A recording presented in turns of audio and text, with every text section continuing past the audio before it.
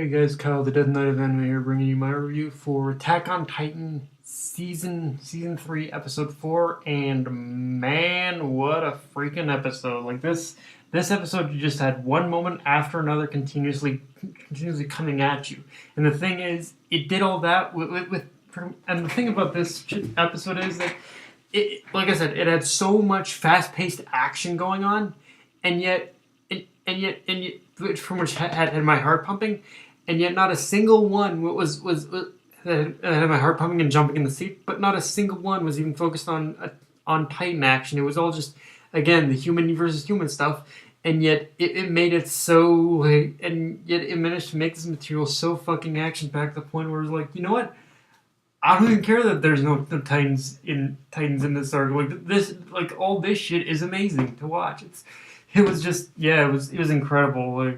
Like holy crap! I never thought, like, okay, I guess it's one thing to be reading the stuff in the manga, but just to see this shit animated was just so much better. And yeah. So far, I think I can make the announcement that honestly, I think the anime is handling pretty much this content better than the manga was. So yeah, just take that for what it is, I guess. Like I will admit the manga does kind of go a little more in depth places, but other than that, like this shit's being handled masterfully by Wit Studio.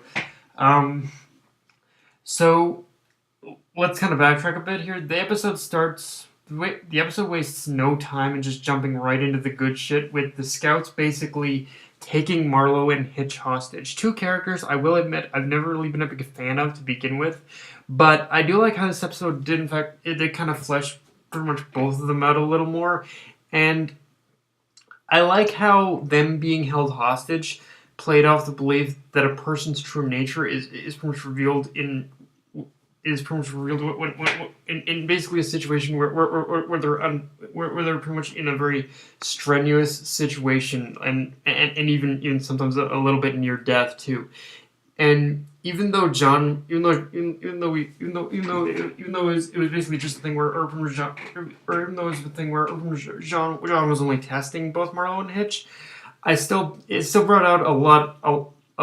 It still basically it brought out a lot of what both Marlowe and Hitch are actually capable of, and who these characters really are when in that situation, and not the face they put on in front of their peers. Like with basically Hitch, I still don't entirely trust her, but it was good stuff nonetheless. And like we definitely know who basically we definitely got to know a little bit of who Marlowe was in season 1, with just the fact that he did have a strong sense of justice, but this kind of really pushes forward exactly how far that Marlowe is willing to go in order to make that happen. Like he does genuinely.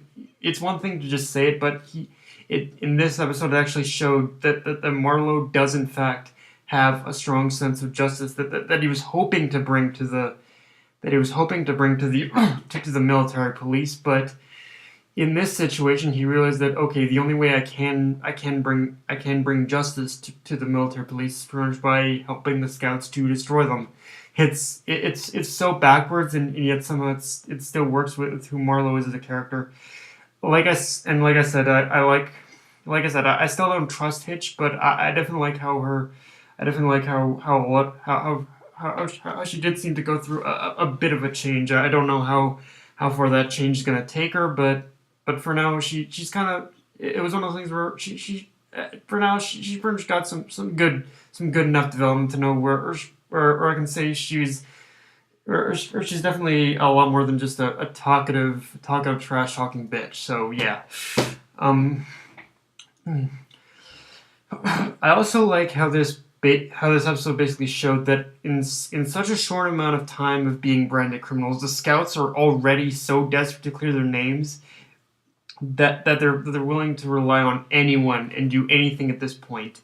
As you can see how Hanji was trying to convince that merchant leader's son, I think his name is Flagel, to speak out. And I really appreciate just how fast the sequence of events played out in this episode. Like I said, the action was like I said, the action in this episode was so fucking fast. Like it was one thing after another happening, and that whole fast pace of that whole fast pacing of the sequence of events and how it played out, it really played out in such a way where it gives us an unsure sense of whether or not what the scouts are actually doing will actually work in the end game.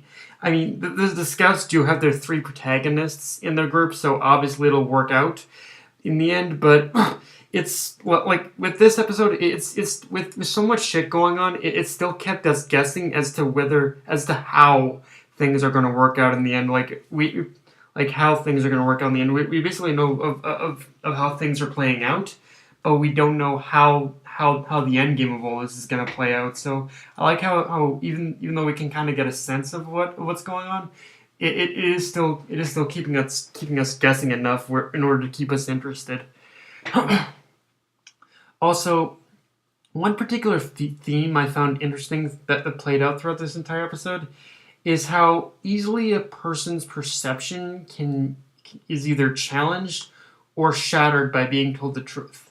The first time was with Levi pretty much telling Marlo and Hitch that Annie was the female Titan. Like when that scene happened, you could just see it on their faces that their entire everything they believed, everything that they had thought was true, everything was basically shattered just from that one single truth, and it made them realize that, oh shit, like things aren't so easy within these, things aren't so cut and dry within these walls. Like I know it's just one, I know it's just, and I know there is room to, and I know there should be room for them to for them to basically question whether it's true or not, but when you're basically told something like that, it's like, what do I even believe at that point? So yeah, I do like that, and the second time, of course, is when Han is when I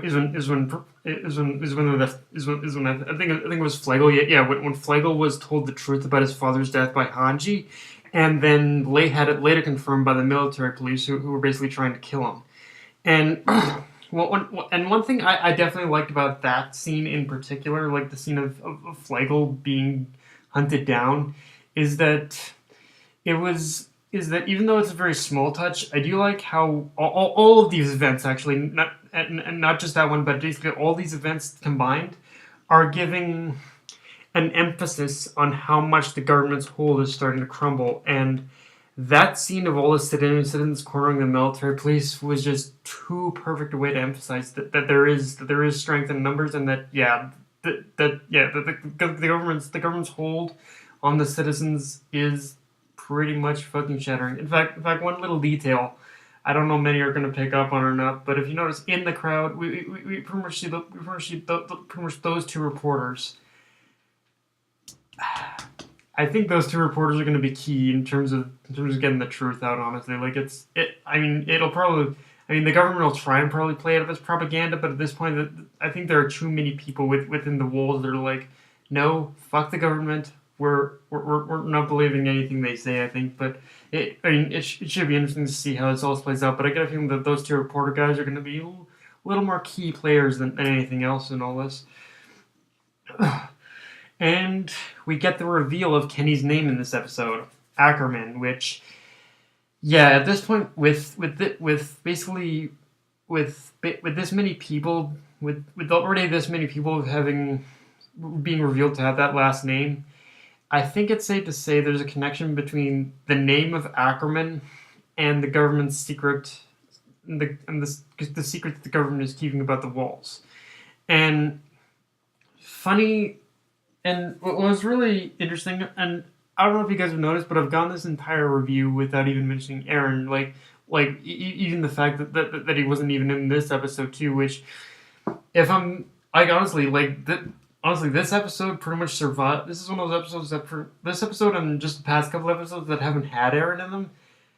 Somehow, I've really enjoyed these episodes that haven't had Aaron in them. Like they've survived on their own merits, and the thing is, I'll be honest, in terms of my favorite characters on the show, Aaron has never really been one of my favorites. It's always been Armin and even Jean, and there was enough of, so yeah, and maybe just because I'm more partial to those two that I didn't care, but yeah, I just really liked how again we didn't get a whole lot of Eren in this one. Like I'm not gonna pretend like I'm not gonna want Eren back because definitely in his situation I want to know what the fuck's gonna happen to him. But yeah, like I'm really surprised. I'm really liking how much I'm liking these episodes that don't have Eren in them. It's really kind of weird for me. Um, and one one last thing that was interesting about this episode too is that there's a surprising amount of focus put on Nile, and I think if I remember correctly, he did get a little more spotlight in the manga with this arc, leading up to what's going to happen next. But he's still got enough where all the signs right now, in terms of what we got of Nile, basically Nile Dog in this episode, it all points towards him and the MPs not affiliated with the Interior being the ones to push that final nail in the government's coffin. Like I think basically saying that Niall and his group of MPs are going to turn against the government, and it would make sense the most because like the MPs have a lot more numbers over the scouts, and B, but it plays out in the sense where the citizens are basically are already on the side of the rebellion. So it plays into the fact that this plan was almost tailor made for pretty much Nile and the citizens to pretty much be in that position of okay, let's turn against the government now. So yeah, I like how all the pieces are just starting to finally come together in this. But yeah, guys, that's my review. If you enjoyed the video, like, comment, subscribe, follow me on Twitter and Facebook. Death Knight of me, signing off. Later, guys.